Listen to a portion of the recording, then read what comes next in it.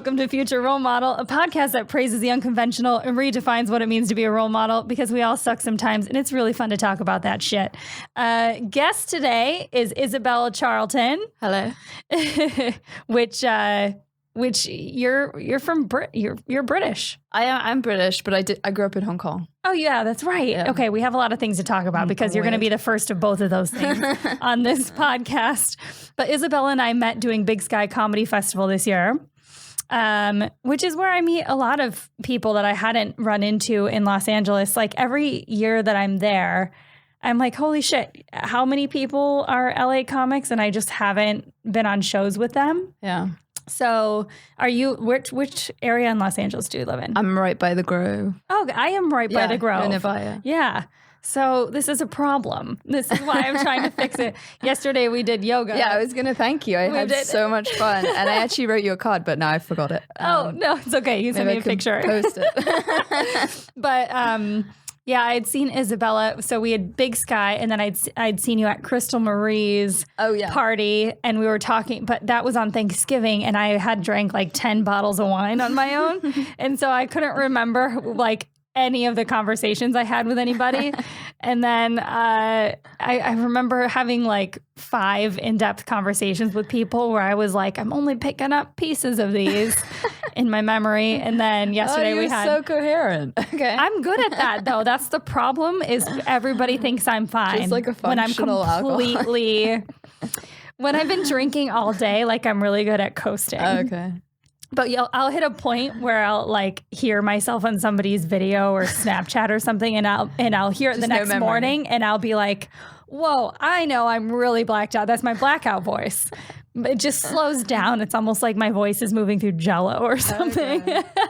Are you funnier though, or not? No, I mean I hit a threshold. Yeah. Where like I did find out from that night at that party that one of my good friends, Courtney, she's got a good friend, Andy, who's also a comic, and I apparently said something to him where I thought I was being funny. I know in hindsight I thought that I was being funny, but apparently he thought I really hated him. Actually, I remember that. Yeah, and she was telling me about it, and I was like, oh no, that sounds like something that I would say to like think that I'm fucking with somebody. But I was so hammered, I like it didn't register to me that like this person didn't get it. I think you were like, don't do drugs. He was like, whoa, is she serious? Oh my God. It had something to do with a whipped cream can, I guess. You're like, what are you doing? I think I told him his head was going to blow up or something. But anyway, and yesterday we had our Women's in Comedy hang, like the monthly thing that I'm trying to start doing, and did yoga. So we're all... Oh, yeah, that was amazing. Although I felt bad, like maybe we should have all gone for coffee at the end or something. I know, I thought so too. Because actually like I split, and then I was like, wait, I shouldn't have left. I should have stayed and socialized like a normal person. I know. For longer. Well, it's kind of weird with yoga. Yeah. Because... I don't know. It's just not like an activity people talk to each other during. It took me a couple months of going to that studio to actually get to know anybody. As soon as I left, there's like a bakery called Susie's Bakery. Yeah. I just got like a cupcake, and I was like, I deserve this. Yeah. But I was like, I should have invited people. That's the same thing when you always see a Weight Watchers and it's next to Krispy Kremes or next to Pizza Hut, and you're like, that... Yeah. All those people are it's never going to work for them. Yeah. So you've been in Los Angeles for 3 years, which I just found out. I thought it was less than that. How was your trajectory coming to Los Angeles from England, and what was the comedy scene like out there? Okay, so I was in Beijing 3 years. Okay. So my life story was grew up in Hong Kong, went to college in the UK, lived in London for a few years, went to Beijing for 3 years, and then moved to LA. Oh, shit. So I started doing comedy in Beijing, and I speak Chinese because I grew up in Hong Kong, and I started doing it in Chinese first, and then I was like, oh, no way. I was like, oh wait, it's so much easier in English. I should just do it in English. Yeah. What is it like trying to perform in China? Because like I can't even imagine what the sense of humor is there, because I don't know a lot of people from Beijing, so I'm just... There's like this very ancient kind of comedy called crosstalk where there's 2 people on stage. It's like from the Qing dynasty, and it's a bit like Laurel Hardy, and it's called crosstalk because like there's a smart one and a dumb one, and they're talking at cross purposes. Like Chinese words, like the same word will mean like 10 different things. And so one person will think it's me, and it's kind of like very witty and funny, depending on intonation, right? Yeah. I had my roommate in college my assigned roommate in college was from Hong Kong. Okay. So that's the funny thing about America. They like make you share a room for the first year. It's like crazy. I would have a nervous breakdown. Well, and it was like, I went into it. I've never told this story, but so when all my friends were getting roommate assignments for college,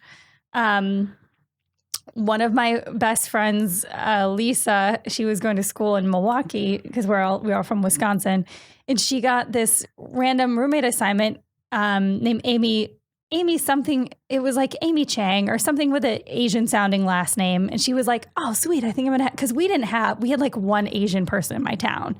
So we were all like joking about like, oh, cool. We're going to get to know an Asian person because we didn't have like any friends except for. And she's like more American than you. We had like 2 foreign exchange students from, I don't remember exactly where they were from when I was like a senior in high school. There was just not a lot of diversity in my high school. So we were like pumped to have like an Asian friend in the group. And it turned out that she wasn't Asian. Oh. She just had like a really funky last name. That happens. Like was adopted or something. You meet a lot of Lees and they can be white. Yeah. Yeah. It was like something where we were like really pumped and then it just didn't pan out for us. Wow. And then like 3 weeks later, I get my roommate assignment. Her name was Yin Ching Wu. And I was like, okay, well, mine's definitely Asian. So we will get to know somebody. And so my first half of the year, we stayed roommates, and I would try to like bond with her, but like she didn't really want to bond. It was so weird. I would sit up and talk to her and be like, tell me about your culture. Like just talk to me about stuff. And then she'd tell me a little bit, and then she'd just go hang out with like her friends that were from the same city that she was on her program from. Okay, yeah. So, and she was 21 and she wouldn't buy me beer. And so I just automatically was like, she's not cool. So I didn't get to know as much as I wish I could have. She taught me like the whole ma thing, which is like horse mother. Yeah. But that's all I knew. And then she taught me like 4 words in Cantonese, which I can't remember. Okay, cool. So you're fluent. I mean, I learned it, when I was 4 years old at school. I'm probably forgotten a lot, but like, I can hold a conversation. And when I was in Beijing, I was acting on like sitcoms and stuff like that in Chinese. So.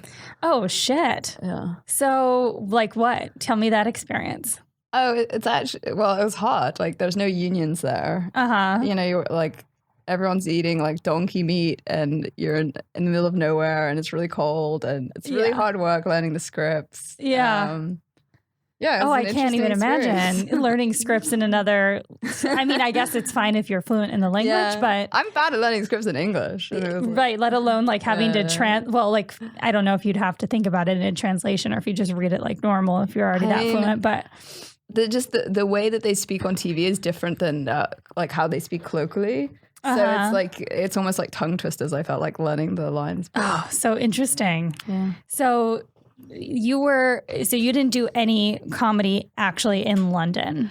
I did take a class there and then I did the class show and then I was like, I guess I'm done. And but yeah. So it's something I kept coming back to, I guess. Okay. So what were your 3? It was 3 years in Beijing? Yeah. Did you do stand up that whole time? Or whatever the cross I think thing? A year in, I was Okay. Yeah. So what was the scene like there? Like what? I mean, did you have a lot of other friends in comedy there? I'm just so curious about that scene because I have no idea. And I'm about to go play in Europe for the first time in March. Oh, cool. And, you just don't know what to expect with different cultural senses of humor. Yeah. It's going to be super challenging and I'm excited. No, you'll do really well. I'm excited about it, but everyone likes Americans. No, I mean, in Beijing, the English-speaking community is like mainly American. Okay. Like English teachers and that sort of thing. And then the Chinese, it's like the whole China watches crosstalk. So it's growing though. Like stand-up's coming more bigger and bigger there because like so many like Chinese people studying in America, learning like what you guys are doing and taking it back there and like creating TV shows and stuff like that. Right. I know a lot of people that have done stand up in like Shanghai and whatnot a few times, and the experience seems to be really great. I mean, there's so many countries that have a lot of expat communities and stuff where people just want something familiar as well. I mean, a lot of people seem to do like a tour where they go like Malaysia, Hong Kong, Shanghai. Yeah. I need to put something like Singapore. That together. Would you ever go back and do more like stand up just in English there? Yeah, totally. Yeah. I know that Hong Kong has like some kind of competition that someone told me to do in October, but maybe next year. Yeah, for sure. So let's backtrack because I am really curious about your life. I have one friend in New York who kind of had a similar upbringing, just like born in Botswana, but raised here and blah, blah, blah, blah, blah. And now he's not head of, that's impossible, but he's high up in luxury travel in Africa. Oh, wow. So he works in the travel world, but he's dope. And I think the reason I became friends with him so quickly was because he was like so well cultured, you could just take him anywhere. It was just a cool, he's just an easy friend. We've been friends for like 7 years. So how did you end up growing up the way that you did? Like in Hong Kong? Yeah. I guess my mom, when she was maybe 27, moved there. She got divorced and just was like, fuck it, I'm going to Hong Kong. Yeah, she was like pregnant with me and she was like, what's the furthest place from England where I can still practice law? Because it had the same legal system as England. Oh, shit. Because it was a colony back then until 97. Yeah. So yeah, she just kind of uprooted and went. And childcare was cheaper there. So she thought it'd be easier to be a single mom. And it was? Oh yeah, for sure. So what, like... So you were born there. We were born in London and then we pretty much went straight away. Yeah. So are you a multi-citizen? I have a Hong Kong permanent citizen. Multi-citizen. What does that residency? Mean? Permanent residency. Multi-pass? You have a multi-pass? But no, I collect citizenships though. I have like New Zealand and India and England, and then. How do you collect these? I'm curious because I really like to travel, so I just like look at like what I could be entitled to and just try and research it. Like my dad was born in India and he's half Indian, so I managed to get the Indian overseas citizenship through him. Oh my gosh. And then he had a kid in New Zealand and then I managed to get it through that, and then like a bunch of different things. Oh my gosh. Okay, so you just need to have like families that have sex with people all over the world. Yeah. So it's a sexual relationship with all these countries that you have. Have a dad that spreads the seed and like just follow the seed. Perfect. I mean, my dad and my mom are on the verge of divorce anyway. I'll be like, Dad, you just go around the world and let me collect citizenships with you. So did you have the opportunity to really fuck up as a kid, or like what? Oh, yeah. Like, what was your, like, let's go into your upbringing a little bit and like what that was like. Your mom remained a single mom the whole time? No, she actually remarried like very quickly. It was like almost a competition. My parents, they were like like who can find somebody faster? I mean, there was a huge custody battle for us, me and my brother. Yeah. And then my dad had an affair with the nanny. And so he was like trying to say that they were going to stay together and they should get custody of us. And my mom was like, no, obviously I should. And she moved to Hong Kong. And this custody battle went on for 5 years. But it was almost like a competition who can get married and have a kid first to like create like a stable family first. Sure. So she married this like high school sweetheart, I guess, who followed her to Hong Kong. And then my dad married the nanny. And then, so I have two brothers that are almost the same age. From different. Because my dad had a boy and my mom had a boy, like about exactly the same time. Oh, it's so funny. So, yeah. So you have like these parallel lives almost, depending on which one you live with. It's kind of like a mirroring life. But opposite sex. I mean, I prefer my mom side because I really grew up in Hong Kong with her. And so how long, like what your relationship with her was really good after you guys moved, and how long did? I was a baby, but yeah, I've always been close to her. Yeah. Yeah. I mean, I just find it really fascinating that I don't know. I just can't picture what it would be like to be brought up kind of around the world. And did you travel a lot as a kid? Yeah, like just travel locally. Like I guess to Thailand would be close. Philippines is close. If we went skiing, we'd go to New Zealand because it was closer than going to Europe and stuff like that. In high school life? And I during high school, I did go to boarding school for a few years in England. Okay. So I had to travel a lot for that. I flew back to Hong Kong 6 times a year. So it was 12 long haul flights. So you got really used to those. Yeah. Yeah. Do you still use those air miles? Do you have like millions of them? Use them for comedy? So in high school, okay, let's say, because I don't have a lot of friends that grew up in a boarding school situation, and I don't know a lot about what that's like. So I want to kind of backtrack and go through every portion of your life, because I always like to find out what made somebody become the type of comic they are, what makes people kind of just who they are in their career and just as a person. Okay, so I started off going to Chinese international school, a school in Hong Kong, where I was like one of the only white children. So it was like mostly because it's a school that predominantly speaks, like teaches Mandarin as like the first language. Yeah. So it was very hard for a white kid there actually because, well, not white, but who didn't grow up in a Chinese speaking family, because you had tests every week, dictations of like 20 to 30 characters. And that's how it's hard to learn Chinese. Even for a Chinese person, it's hard. Yeah. Because there's no alphabet. You have to like learn each character. Every character. Yeah. It's and you have to build crazy. up to like know 10,000, 30,000. And so you start off when you're 4, like learning characters like 30 a week or whatever and being tested. There's just like a lot of testing. But I really enjoyed that school because it was kind of fun being like different to everybody. Or there was a few other like more Western kids, but a lot of the kids were very Chinese and like had to study really hard all the time. So I was like kind of the free spirit in that school. But we had to like study really hard to keep up. Like we had a Mandarin tutor that came to our house at like 6 a.m. every day, and we'd have to study for an hour or two before school. God. And I talked to my little brother about it, and he's just like, it wasn't even light outside. He still has like these memories. Yeah, he's like, he keeps saying it was like Vietnam. I was like, it wasn't like Vietnam. No, very, very different.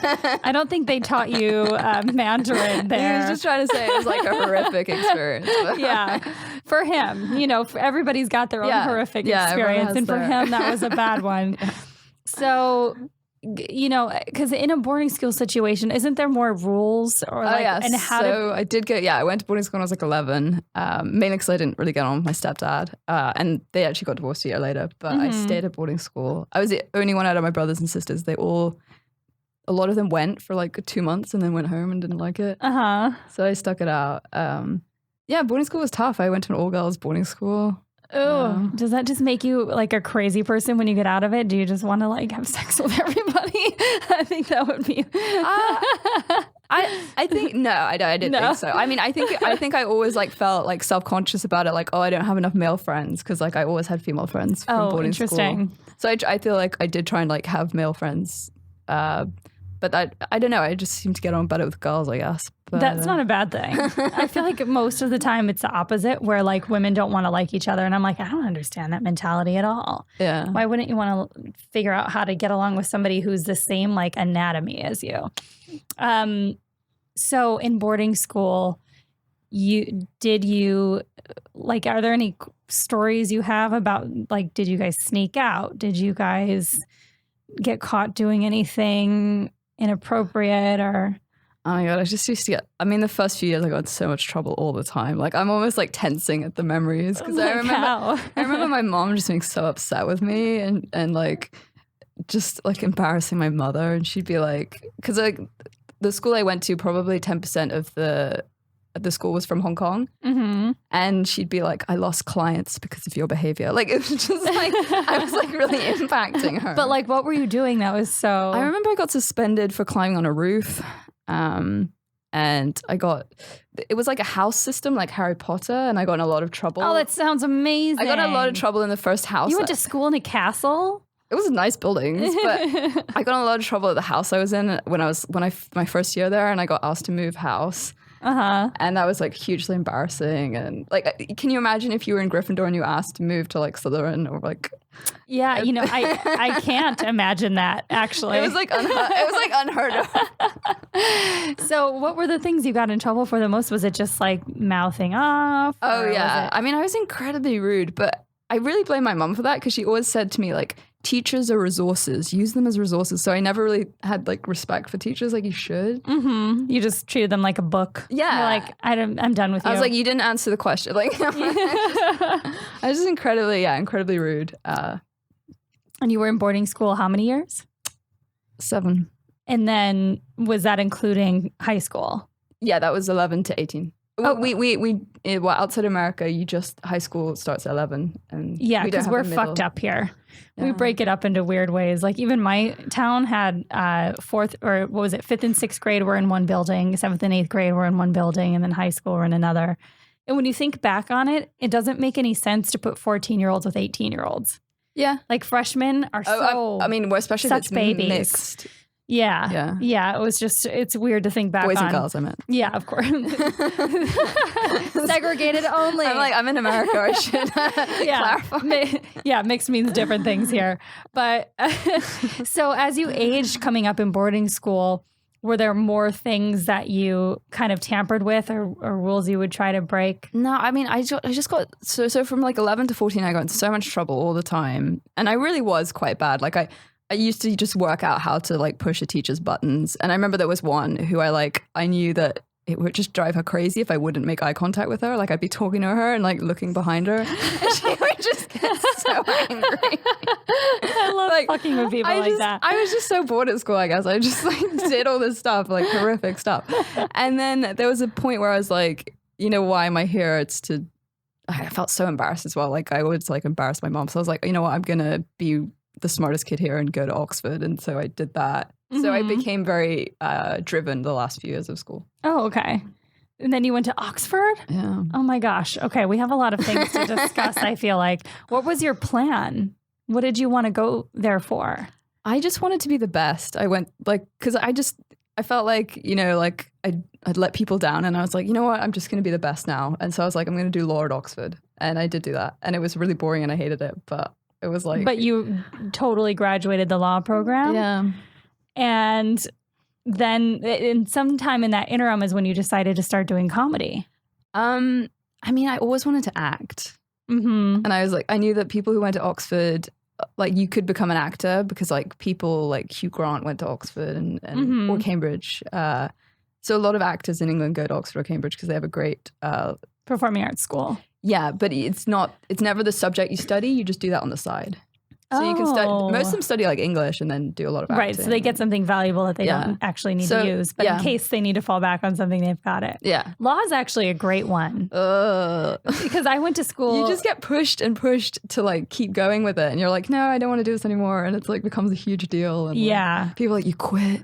You literally, it's like, oh. Yeah. Well, I mean, I guess to me, like having knowledge of law is a very handy thing, but it does change all the time. Oh, yeah. Yeah. I mean, especially there versus here, I'm sure it's wildly different. When you actually are a lawyer, you just have a practitioner's guide and you can just, you don't even need to study law. You just look up the practitioner's guide, find the section. It's like a dictionary for the new laws. So why does anybody study it? Why don't they just? I don't think you do. My dad actually is a lawyer and he didn't study law. Like he got kicked out of university and it was like, he was the last year, he's really old, where you could just take the bar exams without having a law degree. Mm-hmm. So he's like one of the few people in the world that doesn't have a degree. Straight out of the movie, or straight out of the show Suits. Yeah. You just show up and take. He's like 70 something. I didn't know you could actually do that. It was legal back then. Yeah. Holy shit! So people could actually just buy the dictionary and be like, really smart. Yeah. Or not even smart. You just be able to retain. Rope learn. Yeah. Some people can just retain information. Yeah. Oh my God, I had no idea that was a thing. Yeah, he got kicked out of university. That's why don't have a great relationship with him, but when I got suspended from school from climbing on a roof, he came to pick me up because he lives in London. Mm-hmm. And he was just so proud of me. It was ridiculous. That you climbed on a roof? That I got suspended. Oh, he was like, I got kicked out of university. Like, you're my daughter. Like finally acknowledging. So you graduated from Oxford at how old? 21. Okay. And then you went to Shanghai. I worked for a year for my dad, qualifying as a lawyer. Mm-hmm. So I was defending and prosecuting in courts for a year. And then I moved to Beijing. So that during that time, is there something that happened where you were like, okay, this is kind of, because I feel like if you went to Beijing and they had that old school type of comedy where it was that cross court or whatever. Crosstalk, yeah. What is it called? Crosstalk. Crosstalk. Yeah. That's basically like being in a courtroom almost, in a way. I mean, you're on stage, you're talking. I mean, my mom was always saying like, oh yeah, you would call it a barrister in England when you're in the courtroom because they divide the law into lawyers into barristers and solicitors. Yeah. So she always said it was similar to being an actor if you're talking. And I'm like, it's not the same at all. So no. It is a form of performing, I mean, I suppose. But so what was the thing that pushed you to moving into Beijing in particular? Oh, I just wanted to quit law. And I was like, I need to. Or was it was Beijing or Shanghai? Beijing. Sorry, Beijing. What did I just wanted to quit law. Like, I was just like, I don't want to keep doing this. And you just picked a city? I mean, like, I speak Chinese, so it wasn't that big a deal. So, right. Yeah, just pretty much. So during your time there, what is it that got you into comedy? Watching a crosstalk performance, I was like, hey, I could do that. So when you got to Beijing, you like literally had no plan. You were like, I'm just going to exist here and not do law? Yeah. I originally had a job at a bank, which was just didn't end up being anything. Like it was a representative office, and I just used to watch like Walking Dead every day. Like I just put my headphones on and start watching it. And like, they didn't ask me to do that much. And whatever they asked me to do, I'd do it in like 5 minutes. And sure. Which I think is most jobs. Yes. Like if you're an efficient person, that's why people are like, yeah, I have chronic neck pain, but I just surf Facebook all day. Yeah. And you're like, oh, it sounds like a great life. No, I can't imagine doing an office job. There's just so much. And it's very common in office jobs in China to sleep at your desk after lunch. Right. So everyone's just sleeping. And I was like, well, I might as well just watch stuff. Like, yeah. So you worked at a bank for a year and then you discovered the crosstalk stuff? Well, in the evenings I would do it. Oh, yeah. Yeah. Okay. And you did that for 3 years or however many years you were there. Yeah. I mean, I was like doing a lot of, when I quit the bank, I was like, I'm an actress now. And I just like went and started doing TV and film and then trying to do that in my spare time too. Yeah. Was it easy to did you have like enough of a background or like a connection into the TV and film world before you went there? Or did you just show up and you were able to do it? I mean, I did like take some, like a lot of acting classes in London when I was there, but no, the amazing thing about China is like, there's very few like barriers to entry. If you're there and you speak Chinese, the opportunities are just crazy. Like everyone I know there who moved there, it's like whatever they want to do, they're doing it. Like, oh, I want to run an art gallery. And it's just like, well, then 2 steps later, they're suddenly running. Like there's just more opportunities there. Like, why did they not tell us that in grade school when they were teaching us Spanish? That we're learning the wrong language. I don't know. Maybe there's probably a lot of opportunities in South America. I don't know. Well, there's a lot of opportunities, obviously, in Spanish-speaking countries, but each one is so different. Yeah. You know, I feel like Chinese is more, well, not just culturally, but just the slang even. Oh, the slang. Because when I learned in school, I mean, and I was conversationally fluent for a while, but we learned Spanish. Oh, okay. And, you know, and then I worked in restaurants and like every cook was either from like El Salvador or Mexico or, you know, Puerto Rico. Right. And like all their Spanish slang was completely different from each other. Portuguese, Brazilian. Yeah. So, I mean, it's like basically you have to learn it everywhere you go a little bit over again. Yeah. Where I feel like in at least like Mandarin or Cantonese, it's like pretty legit. Yeah, there's like a standard form. I mean, obviously China's so big, so there are different accents throughout. But if you learn like Beijing Hua, it's like a good standard. Mm-hmm. Do you miss living there at all? I mean, I go, well, my family's still in Hong Kong, so I go by there quite a lot. Mm-hmm. I love China, but Beijing, I feel like I was kind of okay after 3 years. I was like, I want to try somewhere new. Yeah. Culturally, what are the big things that you notice that are different in just regular life and then also in entertainment? I mean, in everyday life, it's just a different world because it's like it wasn't that long ago where there was like the Cultural Revolution and communism, and that just changed everyone's mindset. So just the way people behave, I feel like they're super close. If you're like introduced as them, they're like so friendly and nice. But if you're a stranger, they're less nice. Yeah. And I don't know. So a big thing with pets was like, you know, dogs was considered bourgeoisie, so no one was allowed to have a pet dog. So everyone's pet dog got taken away. Like during the Cultural Revolution and stuff. So like it's only recently like people are getting pets again, and like there's just like a love of like learning like new things, because suddenly there are so many new things you can do. Like they're building ski resorts and people haven't been skiing before, and everybody's breaking their legs. Yeah. That's a new thing you drop on a culture that's kind of like... Yeah. But it's just like a huge growing middle class who suddenly, you know, have like tons of money, and suddenly it's just everything feels sudden, like the last 20 years. You can just...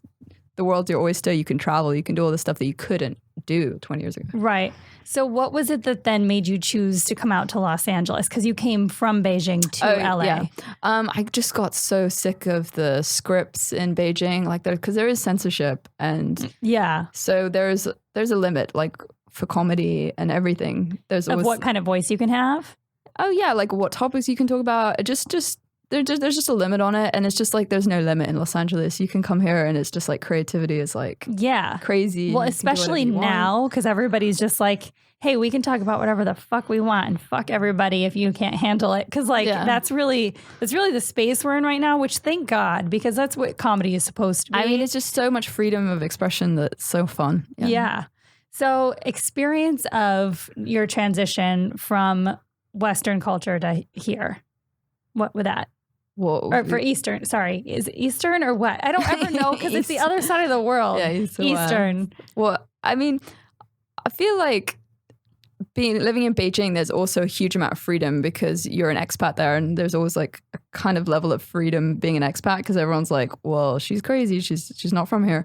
Yeah. So you can kind of get away with a lot of stuff. Yeah.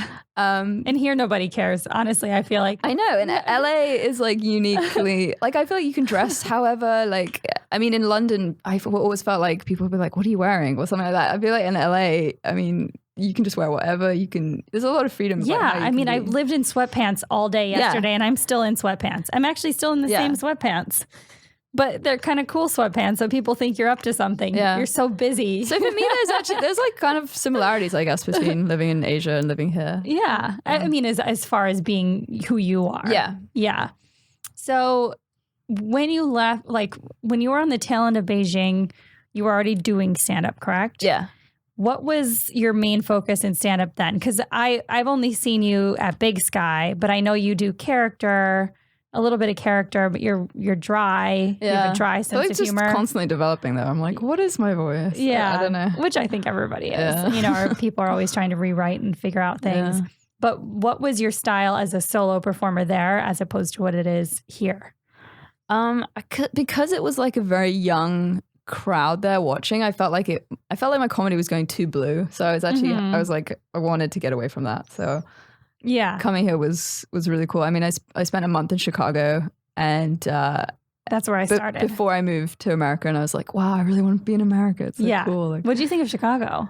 Oh, it's so fun. I mean, I was there in the summer, so it was warm. Oh, it's the best went in the summer. Swimming in the lake every day. Did you go jet skiing and stuff? No, I could live on jet skis. It's so nice. I missed, like, that's what I always tell people. I'm like, if you're not really sure where you want to live in the country and you don't have a reason to be in New York or Los Angeles for anything, be somewhere cheaper. Go to Chicago because it's a gorgeous city. Yeah. And it has this like terrible reputation for like crime. And I'm like, that's like any big city. I mean, if you go to the wrong areas. I mean, that was a huge thing when I moved to America that I probably noticed the most was like the racial divides. Like I've never experienced that in my life. Like any of my friends overseas is the same thing they say. Yeah, I mean, I think I forget that because I just now remembering when I first went to Chicago and people would be like, "Don't go on the red line" or something. Yeah, I was just like, "That's a joke, right?" And then I went on the red line or whatever that's meant to be dangerous. And then like, you know, there were people there that were like, are you okay? Do you want me to, you like, there was like, cause it was just predominantly black people.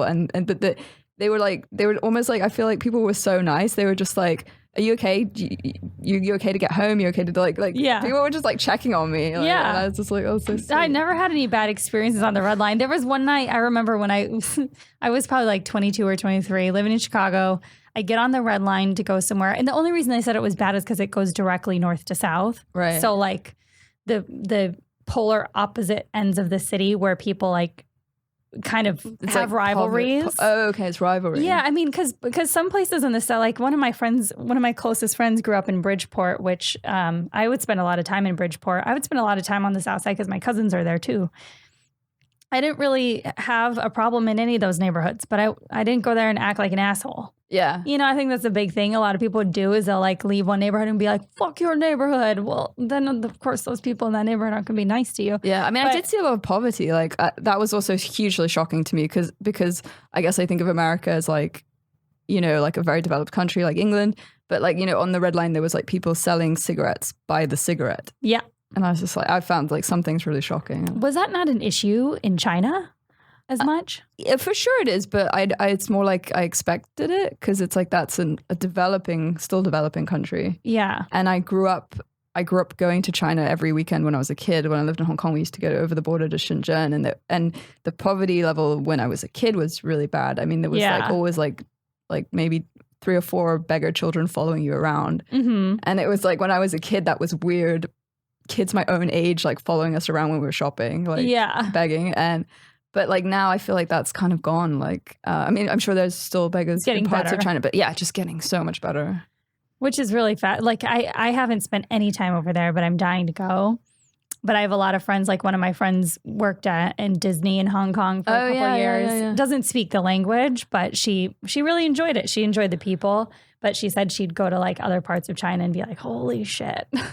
The culture is so different. Yeah. In the big cities, it's just so much different than... Well, in the big cities, they're used to seeing like foreigners. Yeah. Especially in Beijing, because Beijing's always been, well, it's been the capital for ages where there's embassies. So there's always been like a foreign presence there. Mm-hmm. And there's almost like an expectation on you, if you're a foreigner, that maybe you do speak Chinese anyway. But if you go outside to a second tier city, like there's people who've never seen a foreigner before and they're just like, what? And everybody's just like, what is that? Yeah. And then it's kind of fun in Beijing during the summer because there's like a lot of domestic tourism. Like people from the smaller cities will come to Beijing for like a holiday to see the capital. Yeah. And then these kids will be like, I remember being on the subway and this kid saw me and he points at me and he's like, in Chinese, he's like, oh my God, there's a foreigner.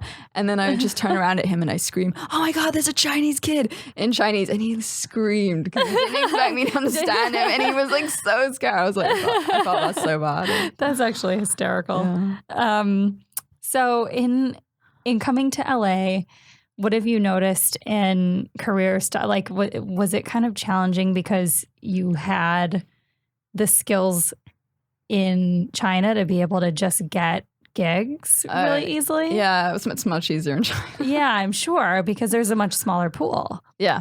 So what has it been like for you, and what's like some mistakes or issues you've had in career stuff since you've been here in the last 3 years? I mean, I'm still so confused about everything. So like, I don't know if I'm like in the place to be like, oh, this is how I do it now. Yeah, but, no. I mean, it takes a while to get situated here. Yeah. I mean, you know, like when I first moved here, I was like, oh, I just need a manager, or I just need an agent. And then it's like, I had a manager like straight off the bat. And then, you know, found out he lived in his car and he probably wasn't able to do that much for me. And maybe it's better not to have a manager at that stage. So exactly. Well, what do you think? I mean, what do you think your plans are next? Are you going to stay in Los Angeles, or would you ever go back to like the UK or something and kind of try? I love LA. Yeah. Like, I feel like I'm hooked. I don't know. Yeah. Well, the weather doesn't suck here. Yeah. It's similar to Hong Kong. I mean, Hong Kong's more humid, but apart from that, it's very similar. Yeah. I'm actually really curious to see, because while I'm performing in Scotland in the spring, I'm going to do like Berlin and London and stuff too. I've heard such great things about Berlin. Me too. Yeah. And I'm really excited. Apparently you get paid for open mics there. Like, yeah. And I know London's a little bit more tricky because it's more of like the LA scene as far as comedy goes. I think it's a little bit more saturated. I mean, I did go to London for a week last winter, and it was like, I just don't know how I would have like even become good at comedy there, because it was like you had to book the open mics like a month or 2 in advance. And a lot of the open mics are bringers. And oh, interesting. And I was just like, this is insane. And I was there for a week, and like I barely have a relationship with my dad, but I lined up this bringer mic and I couldn't get anyone to come. Well, of course, because you're not from there. I mean, I still had friends that go to, you know, from university there, and then, you know, I was asking them and they were like, no, sorry, I'm going to the gym tonight. Like, it's just like stupid reasons they couldn't come. And it was the night of the election. And so the only person, and I was like asking my mom, I was like, can you think of anyone that would come? And she's like, I can ask your dad. And I was like, oh, okay, fine, ask my dad. And then so he came, and he's just this bombastic character, and he like persuaded them to let him host the mic. And it was just the most embarrassing thing I've ever like. No. And so you're like in another country, guest performing, and your dad's hosting. Yeah. Like, that's such a fucking weird. Yeah. He's like someone who needs to be the center of attention. It sounds like my mother. And so he's like hosting the mic, and then he manages to like kind of like express all these things like that I'm just like, ugh. Like he's like talking about how he's had sex on an airplane and like all this stuff, and I'm just like, oh my God. Did you say did he bring you up as his daughter? Yeah. Oh yeah. Yeah. He sounds like a very embarrassing father. Yeah. It was horrific. I can't imagine like living in London and trying to do comedy there with that situation. Well, what's your favorite parts of being in LA as far as the comedy scene goes? I mean, I just find everyone so friendly, and like most of my friends that do comedy are girls, and like just so nice and friendly. Yeah, I think for the most part it is too. I don't feel like, I think it's like noticeably better than if you came here to do acting.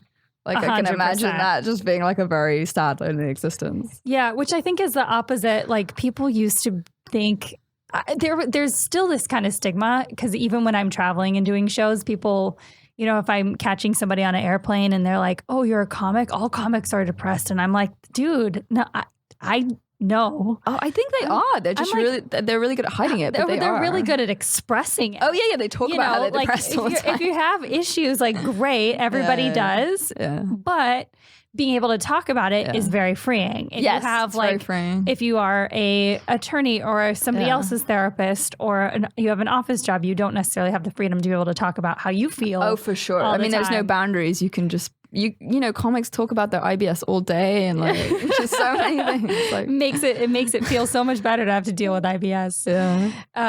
What do you think you have coming up that you're really excited about?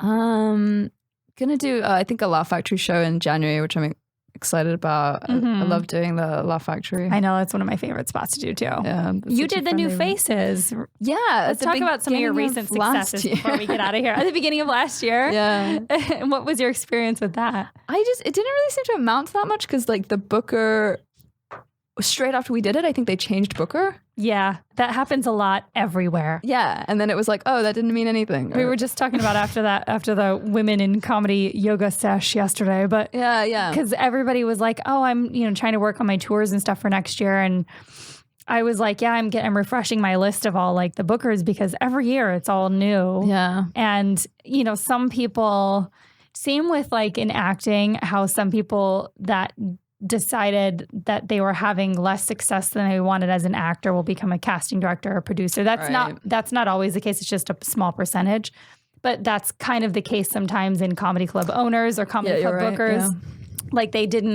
maybe they were decent comics, but they just couldn't, or just didn't want to do it anymore. The grind. Yeah. So they, go to the business side of it. And sometimes that can be a really big fucking downer as a comic, because you're like, oh, that person doesn't want to hire all these people because they work, you know what I mean? Yeah. So there's a lot of that kind of stuff at clubs like all over the country. Yeah. So that's something that I definitely think is really fun to deal with. But in January, I'll be starting a show at Comedy Store, and you should come and do it. Oh, awesome. Would love that. Awesome. Have you done a lot of work with Comedy Store? I hang out there every Monday, and I'm trying to do more roast battles. Okay. I sometimes I feel like you'd be really good at roast battles. Yeah, I really want to do it. Because your cadence is really fun. Like, I don't see a lot of... The last time I saw a comic that reminded me of your style was Aubrey Plaza. Oh, yeah, she's so funny. Yeah. Does she do stand-up? Not stand-up anymore. No, she did. I don't know if she did just for Funny People, but I think she did when they discovered her and put her in Funny People. Oh, okay. And then I think when she got in Funny People, she was like, I don't need to fuck with that. Yeah. I'm too good for it. Yeah, I can't wait for that. I don't want to quote that because I don't know her story, but I think she was doing stand-up for a while, at least on the open mic scene and stuff. Yeah. So...